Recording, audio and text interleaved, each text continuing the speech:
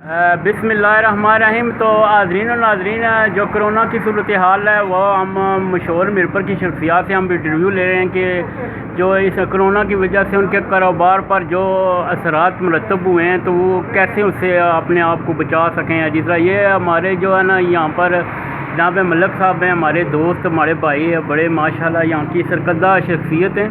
तो हम इनसे पूछते हैं, अस्सलाम वालेकुम मलक साहब, क्या हाल है? ठीक है? वालेकुम अस्सलाम, अल्हम्दुलिल्लाह मैं खैरियत से हूँ। आप ठीक हैं? जी अल्लाह का एहसान। आप ये बताएं कि कोरोना की वजह से जो मुश्किलात आई हैं वो उनसे हमने अच्छे तरीके से हमने जंग लड़ी है, उसके साथ जो जो SOP पर हमने अमल करके अपने आप को ये साबित किया है अच्छा शहरी।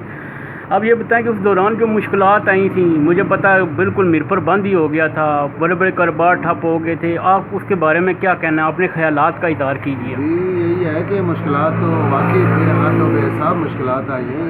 फिनंशियली तौर पे बहुत ज़्यादा डैमेज हुए हम। जहाँ तक SOP की बात है तो मेरे ख्याल है पूरे पाकिस्तान में सबसे ज़्यादा जो है ना SOP का ख्याल मीरपुर में रखा गया। ठीक है, और अल्लाह का शुक्र है इसी वजह से हम उस वबा से निकल आए हैं अल्हम्दुलिल्लाह।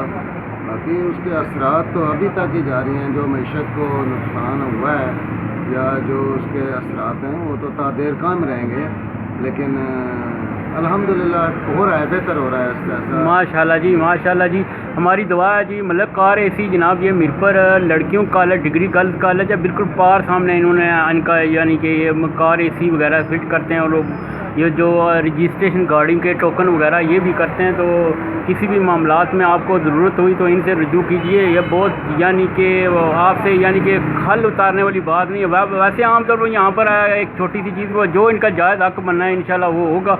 और बहुत मेहरबानी जी, अल्लाह आपको आबाद रखे और अल्लाह आपके कारोबार में, आपकी सेहत में और आपके इल्म में और आपके ईमान में बरकत अता फरमाए। वसल्लल्लाहु तआला अला खैरि खल्क़ी सय्यदना मौलाना मुहम्मद व आलिहि व अस्हाबिही वसल्लम।